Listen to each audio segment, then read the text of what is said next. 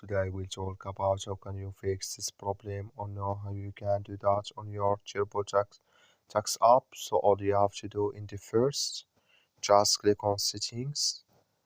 So then it's going to take you to this list here. Then you go down, just keep going down here. You click on apps.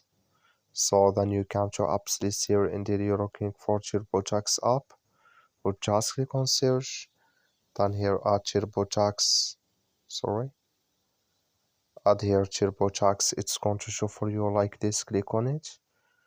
So then when you click here on Turbotax, it's going to take you to this list. Click on for stop, click on OK.